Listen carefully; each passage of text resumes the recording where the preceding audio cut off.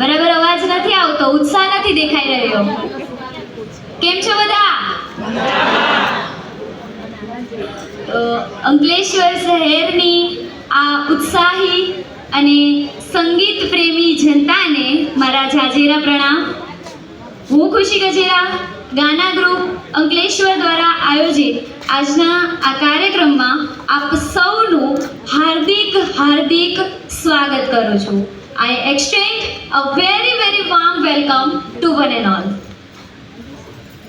આપણે સૌ આજે અહીંયા ઉપસ્થિત છીએ તો એ વાતની ખાતરી છે કે આપણે બધા ગાના ગ્રુપથી તો માહિતગાર હશું જ, પણ એ ઉપરાંત હું ગાના વિશે કહું તો આ ગ્રુપ છેલ્લા 9 વર્ષથી કાર્યરત છે અને આ સમયગાળા દરમિયાન અનેક કાર્યક્રમો આ ગાના ગ્રુપ દ્વારા કરવામાં આવ્યા, જેમાં ગીતોના કાર્યક્રમ, જેમાં અલગ અલગ શાળાના વિદ્યાર્થીઓ, શિક્ષકો તેમજ વાલીઓએ ગીતો રજૂ કર્યા હતા.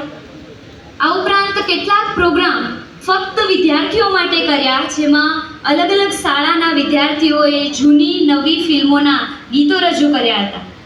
4 પ્રોગ્રામ પ્રોફેશનલ આર્ટિસ્ટ દ્વારા રજૂ કરવામાં આવ્યા, જેમાં આજે જે કલાકારોને આપણે માણવાના છીએ એવા શ્રીમતી કાજલ છાયા અને કૌશલ છાયા, જેઓ કચ્છ ગાંધીધામથી આવ્યા હતા, શ્રી વિક્રમભાઈ લાબડિયા ફેમિલી અમદાવાદથી, ઉપરાંત અમિત ઠક્કર અને દીપ્તિ દેસાઈ તથા શ્રી નાયક સાહેબ નવસારીથી આવ્યા હતા. એક પ્રોગ્રામમાં આંતરરાષ્ટ્રીય ખ્યાતનામ કવિ શ્રી શોભિત દેસાઈ કે જેઓએ શ્રી ગાલિબ અને શ્રી મરીજ ઉપર સતત 2.5 કલાક સુધી આબેહૂબ રજૂઆત કરી હતી, તથા તોફાની વાયરાના 6 કાર્યક્રમો યોજવામાં આવ્યા અને કવિ સંમેલનો થયા, જેમાં ખ્યાતનામ કવિઓ અને કવિયત્રીઓ હાજર રહ્યા હતા. ગાના સાથે આપ સૌ શરૂઆતથી જોડાયેલા છો અને આપ સૌના સહકાર અને સાથ થકી જ ગાના ગ્રુપ આવા અને આટલા સરસ કાર્યક્રમો કરી શક્યું છે. અને આ ઉપરાંત પણ ગાનાની આ યાત્રા સુંદર રીતે આગળ વધતી રહેશે અને તેમાં આપ સૌનો સાથ અને સહકાર મળતો રહેશે એવી અપેક્ષા સાથે આપણે સૌ આજનો કાર્યક્રમ તેની શરૂઆત કરીએ. પરંતુ તે પહેલાં હું આજના આ માહોલને છે ને જરાક જીવંત બનાવવા માંગુ છું.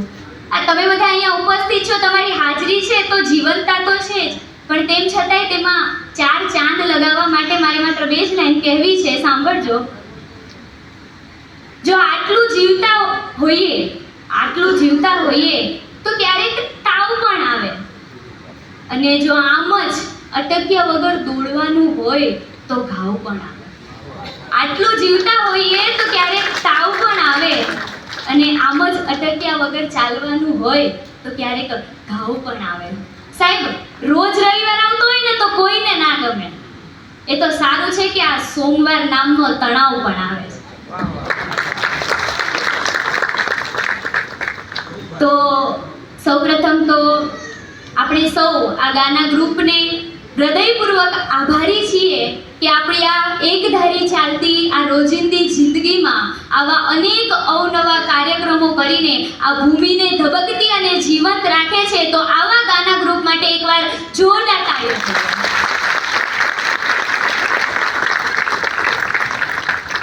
Thank you so much. અને હવે આપણે આપણી સંસ્કૃતિ મુજબ આજના આ કાર્યક્રમની શરૂઆત દીપ પ્રાગટ્યથી કરીશું. તો હું મનોજ સર અને નરેશ સરને વિનંતી કરું છું કે તેઓ સ્ટેજ પર આવે સર્વે મહેમાનશ્રીઓ સાથે અને દીપ પ્રાગટ્ય કરીને આપણા આ કાર્યક્રમની શુભ શરૂઆત કરે.